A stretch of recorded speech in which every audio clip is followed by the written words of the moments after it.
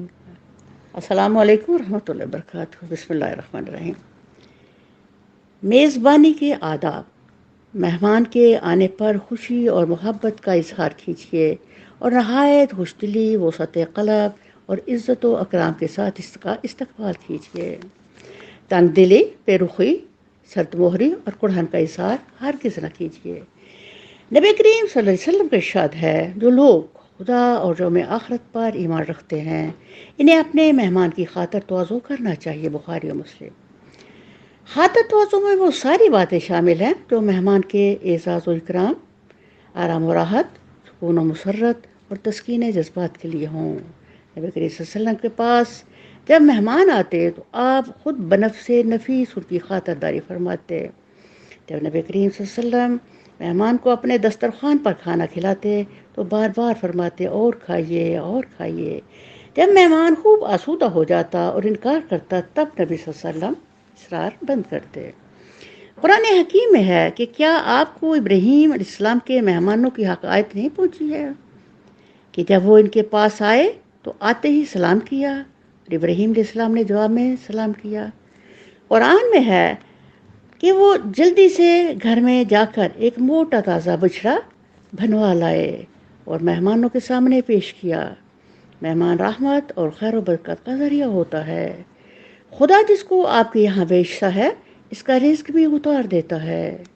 وہ آپ کے دسترخوان پر اپنی قسمت کا نہیں کھاتا بلکہ آپ کی قسمت کا نہیں کھاتا بلکہ اپنی قسمت کا کھاتا ہے، اور آپ کے اعزاز و اکرام میں اضافے کا باعث بنتا ہے.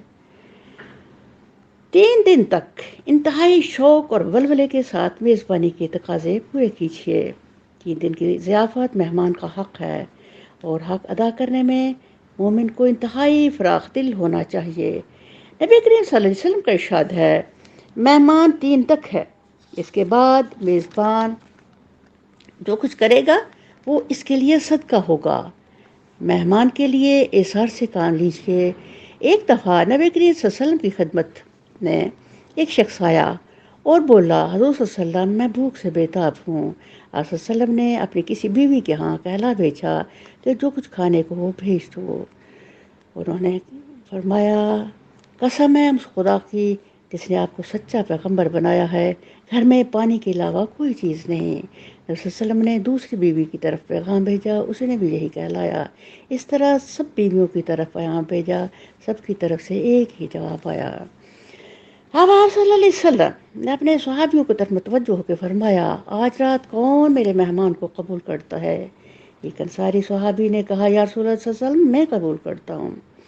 انصاری مہمان کو اپنے گھر لے گئے اور گھر والوں کو بتایا کہ یہ رسول اللہ صلی اللہ علیہ وسلم کے مہمان ہیں، ان کی خاطر کرو. بیوی نے کہا، میرے پاس صرف بچوں کے لائق کھانا ہے. صحابی نے کہا، بچوں کو کسی طرح بہلا کر سلا دو، اور جب مہمان کے آگے کھانا رکھو تو کسی طرح چراغ بجھا دینا اور خود بھی ساتھ بیٹھ جانا، اس کو محسوس ہو کہ ہم بھی کھانا کھا رہے ہیں. اسی طرح مہمان نے پیٹ بھر کر کھانا کھایا اور گھر والوں نے رات بھر فاقہ کیا. جب صبح نبی کریم صلی اللہ علیہ وسلم کے پاس وہ صحابی آئے تو حضور صلی اللہ علیہ وسلم نے فرمایا، آج رات تم نے اپنے مہمان کے ساتھ جو خاطر تواضع کی وہ اللہ کو بہت پسند آئی ہے. مہمان سے اپنے لیے خیر و برکت کی دعا کیجیے، بالخصوص اگر مہمان نیک اور صاحب فضل ہو. عبداللہ بن بشر کہتے ہیں، نبی کریم صلی اللہ علیہ وسلم میرے والد کے یہاں مہمان ٹھہرے. آپ صلی اللہ علیہ وسلم کے سامنے ہم نے ہریسہ پیش کیا. آپ صلی اللہ علیہ وسلم نے تھوڑا سا تناول فرمایا. پھر ہم نے کھجوریں پیش کی. آپ صلی اللہ علیہ وسلم کھجوریں کھاتے تھے اور گٹھلیاں شہادت کی انگلی اور بیج کی انگلی میں پکڑ کر پھینکے جاتے تھے. پھر پینے کے لیے کچھ پیش کیا گیا. آپ صلی اللہ علیہ وسلم نے نوش فرمایا اور اپنے دائیں طرف والے کے آگے بڑھا دیا.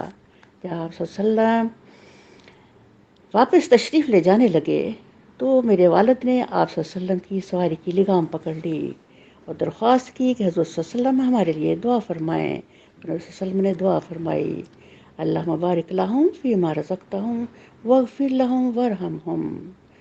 خدایا تو ان کو جو رزق دی اس میں برکت عطا فرما اور ان کی مغفرت فرما اور ان پر رحم فرما۔ تیری نسبت براہیمی ہے ہمارے جہاں تو ہے، تیری نسبت براہیمی ہے تو ہمارے جہاں ہے، تیری فطرت امی ہے ممکنات زندگانی کی، تیری فطرت امی ہے ممکنات زندگانی کی۔ السلام علیکم ورحمۃ اللہ وبرکاتہ۔ شیر کیا